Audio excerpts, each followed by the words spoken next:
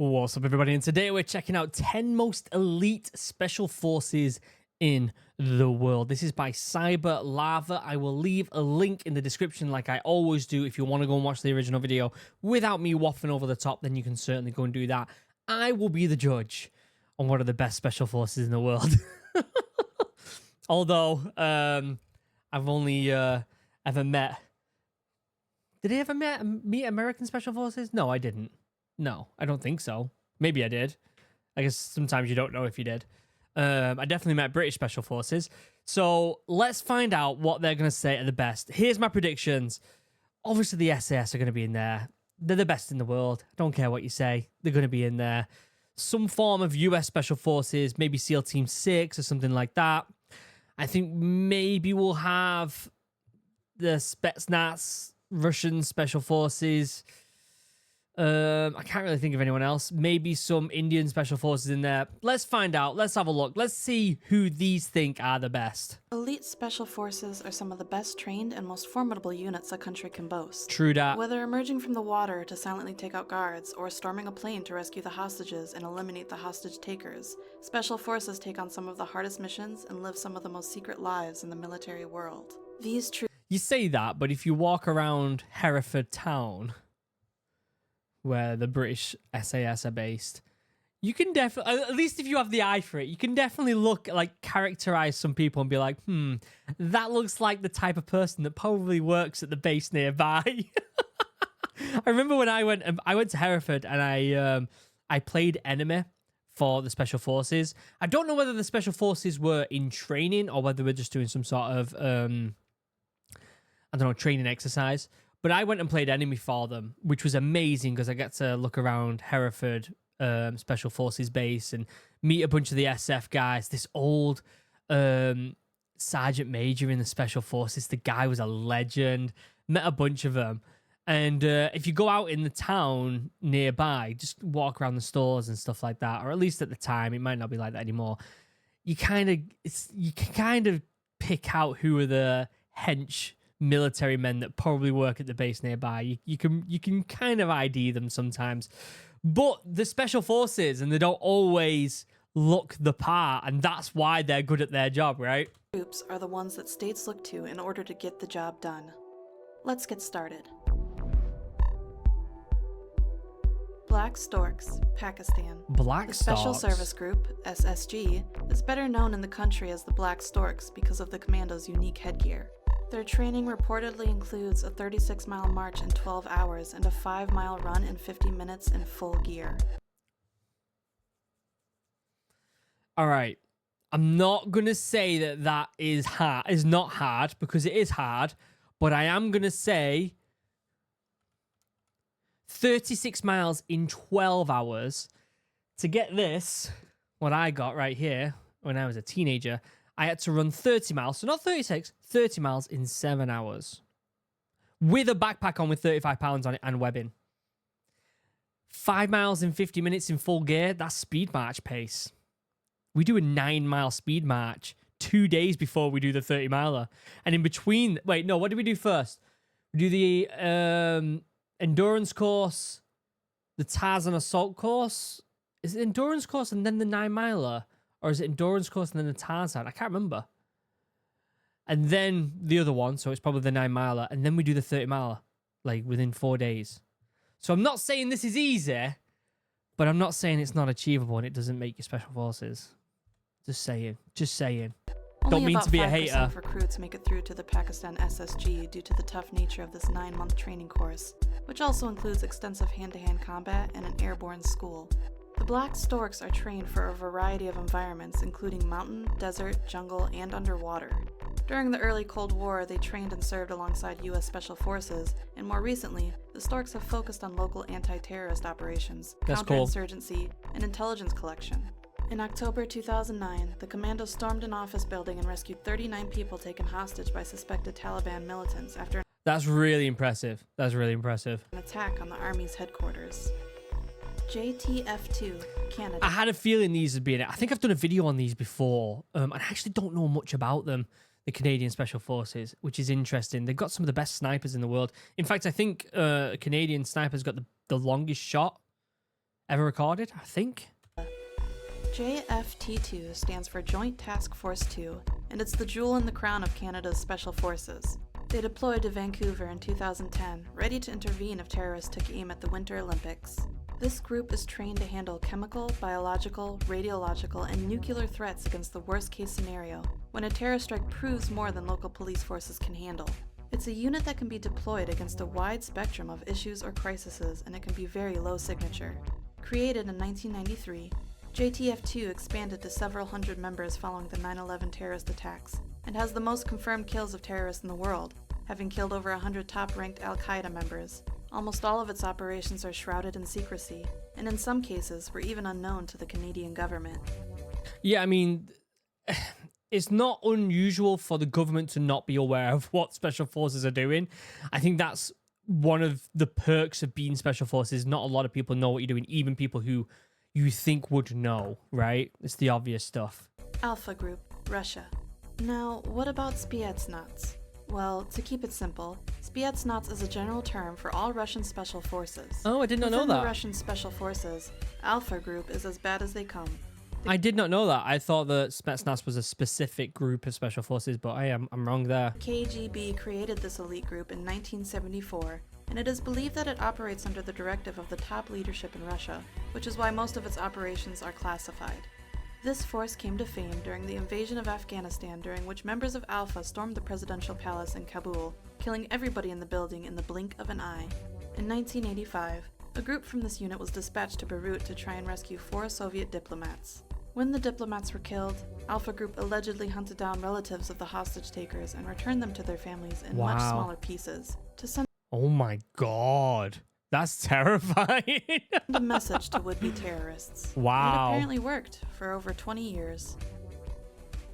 That's terrifying. I'm still going to say right here, the best special forces in the world are the British Special Forces, the founders of the Special Forces. I honestly just think they are a tier above everyone else. And it doesn't mean, when I say stuff like that, it doesn't mean that, you know, SEAL Team 6 aren't good, right? I think SEAL Team 6 are probably some of, if not the best in the world.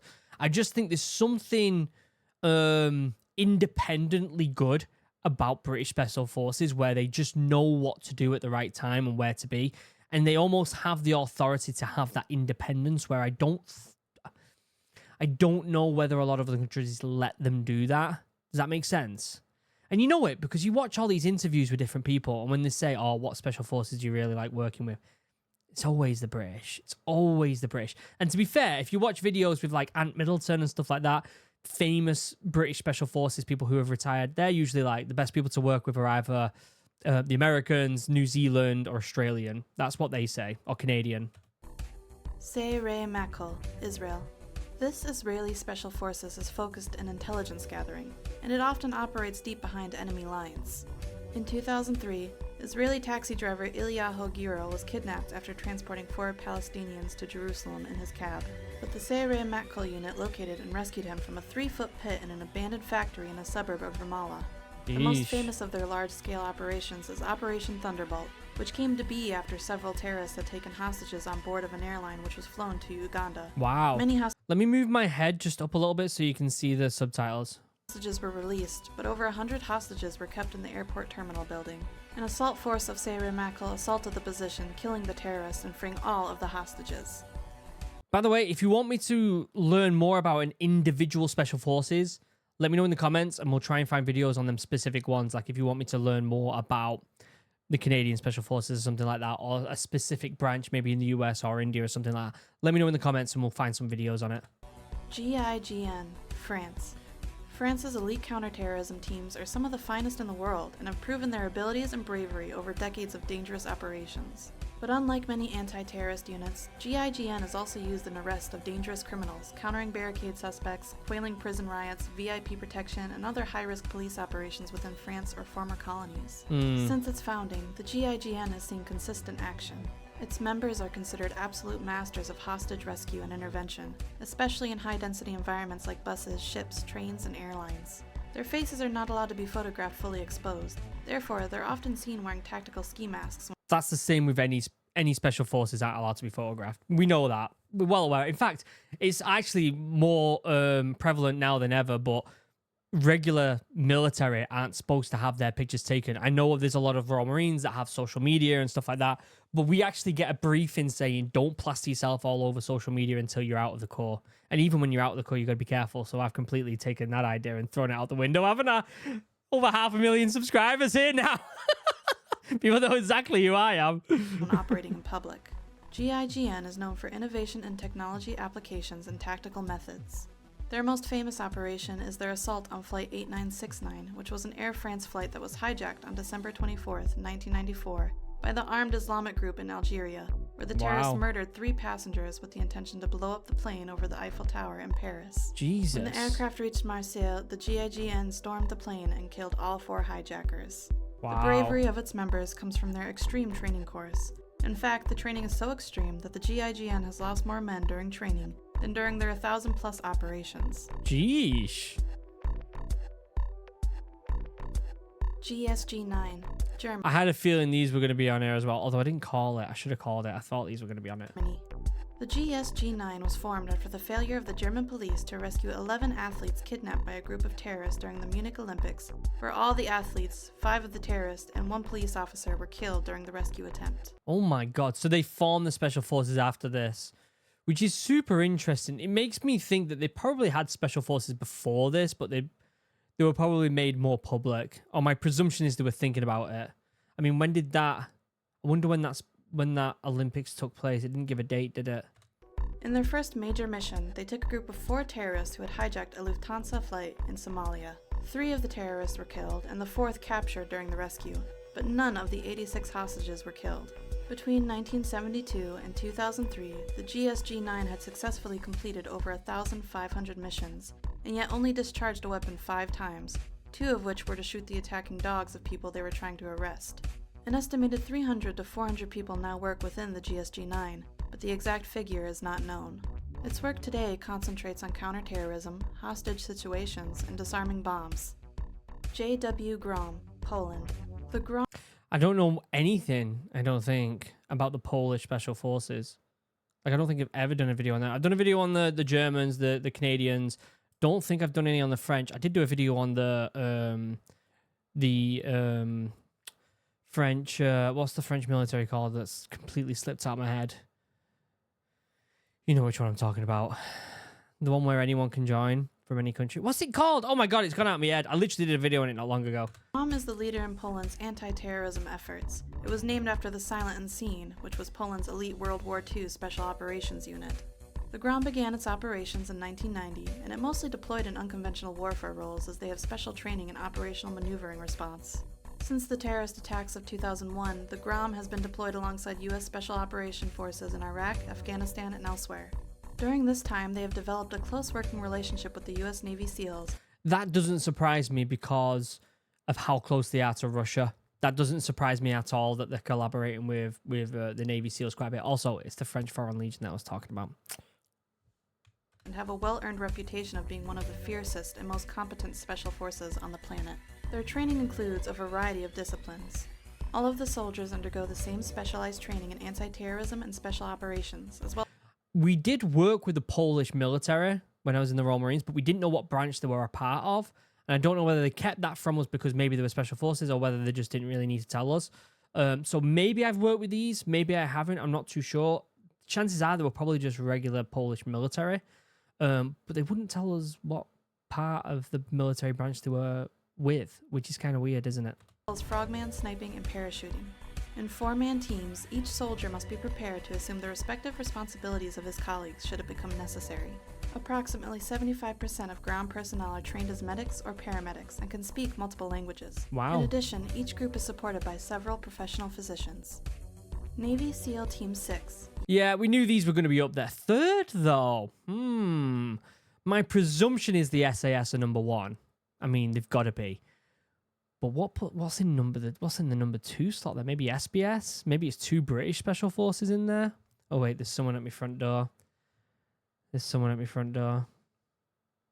Well, they just left the package and ran away. Anyone got the security stuff all over the house when you can see people approaching the front door?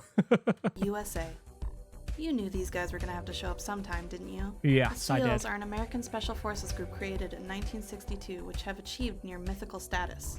This is, in part, thanks to Operation Neptune Spear, the mission in which SEALs killed Osama bin Laden, the leader of Al-Qaeda in 2011. Which I surprisingly don't know much about that operation. I know there was a helicopter crash and there was a movie created about it. I honestly don't know much about what happened. I really don't. I should watch a video on it, shouldn't I? If anyone's got recommendations on the best informational video about what happened during that operation, Operation Neptune Spear, let me know in the comments below. I'd love to watch a video on it. One interesting fact about this mission is that the aircrafts used in the raid were from Area 51. In fact, specially modified helicopters carried Red Squadron of SEAL Team 6 to Pakistan for the raid on Osama bin Laden's compound. Wow. The Black Hawks were fitted with top-secret radar spoofing technology, allowing U.S. forces to slip across the border unnoticed. These stealth aircrafts were developed and tested at the infamous Area 51, near Groom Lake, Nevada. SEALs will usually penetrate behind enemy lines and finish their mission before the enemy realizes that they're there.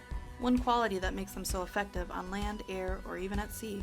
In fact, the word SEAL stands for sea, air, and land, meaning that these soldiers can fight any form of threat, anywhere. Yeah. The physical and mental strength required to make it in this force is ridiculously high. Training takes over a year, and most applicants can't even get past the physical qualification test, which involves a lot of swimming, push-ups, sit-ups, and running. I mean, that's all basic stuff, isn't it? If anything, when you get to that point, it's not going to be about your physical fitnesses, it's going to be your mindset. Everyone knows if you're at that point, it's like the British Special Forces. When you're joining as a Royal Marines Commando or as a para, the training team are going to be well aware of what you're capable of, physically. And for what will happen is, and I know this happens because I've been told by a friend of mine, that anyone in the military can join the Special Forces in Britain, right? Anyone in the military. So you can get people who are tankies who want to join the Special Forces. It doesn't necessarily mean they're going to pass it, right? But when the training team see paras and Marines, they just expect a certain level of professionalism from them.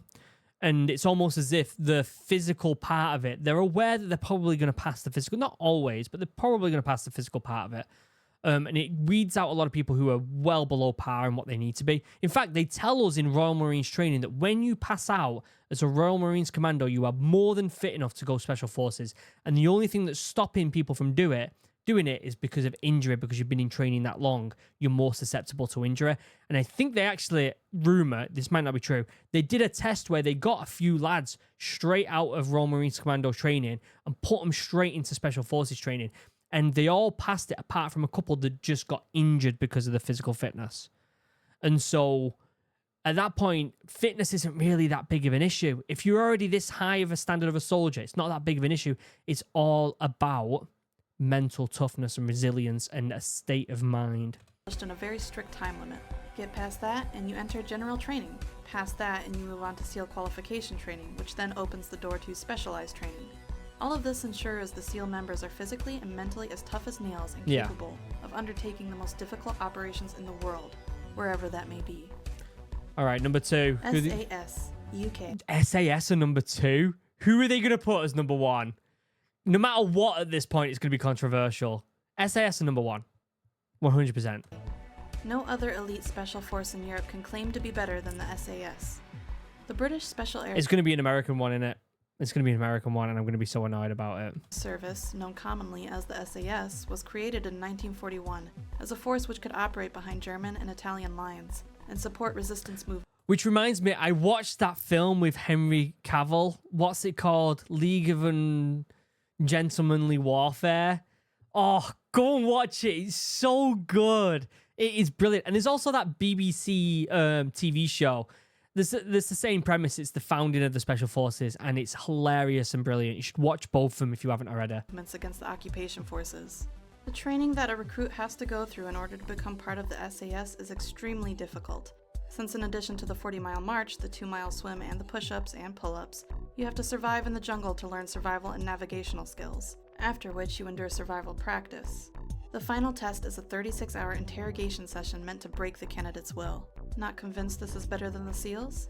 It may help you to know that the SAS is also trained by MI5 and MI6 security and intelligence services to undertake counter-espionage operations. It's like having a SEAL and James Bond all rolled into one. Their insignia bears the phrase, "Who dares wins." They're the best. Delta Force better than SAS? That's controversial. Naughty, naughty. Naughty, naughty. What's this channel? Cyber Lava. Naughty, naughty. I know what you're doing here. I know what you're doing. And it's not okay. Listen, I'm British and I'm an American, right? I love both countries. I am incredibly patriotic that I'm a part of the two best nations in the world. But the SAS are better. They're the OGs. You've got to give them the credit because they're the OGs at least. Number 1, Delta Force. And I'm not saying Delta Force aren't phenomenal, because I'm sure they are. I'm sure they are unreal. But don't make a tier list and put SAS second. You can't do it. They haven't even put SBS on there. Come on. I know what you're doing. USA. Delta Force is a unit unto itself, composed of members from all branches of the military. The force is armed with cutting-edge weaponry, and its operations remain highly guarded secrets, but you can bet they're in the vanguard of any American-led operation. Its members are not called soldiers, but operators, and are said to shun the traditional philosophies of military life. They wear civilian clothes, and they work for whomever needs them, for the Army, the FBI, and the CIA. Yeah, I mean, that's what all special forces do, to be fair. It must be said, however, that neither the United States government nor the military officially acknowledges the existence of Delta Force. It's only in recent years that vague references by the government to the group's existence has been allowed to go uncensored. Since its inception in 1977, stories of the Delta Force's exploits and missions have leaked out little by little, eventually forming a brief sketch of the unit. However, the group has been criticized for undertaking missions that are on the fringe of regular laws governing the military. Yeah. This causes some to worry that Delta Force has more power and less accountability than any military organization in a free democracy should. Just like any special forces should do. Delta Force is funded out of secret government accounts, away from the public eye, and is believed to answer only to the president, making it one of the most, if not the most, elite special unit in the world. Why one of the most when we ranked it as number 1, you might ask? Well, after all, the most elite special forces are the ones that are so secretive that no one knows about their existence. That doesn't count. That doesn't count. God damn it! Thanks for watching. If you enjoyed the video, It was a good video. I'll leave a link down below to the OG video. I'd love to know what you think. Obviously, I'm just messing about here. Come on. You think I'm being serious? Jeesh. Let me know what you think in the comment section down below. It's actually a really informational video. Sometimes these kind of like, what are they called? Compilation videos of top 10s. They usually don't have that much information, but that one was actually surprisingly really, really good. So I'll leave a link down below to the original video.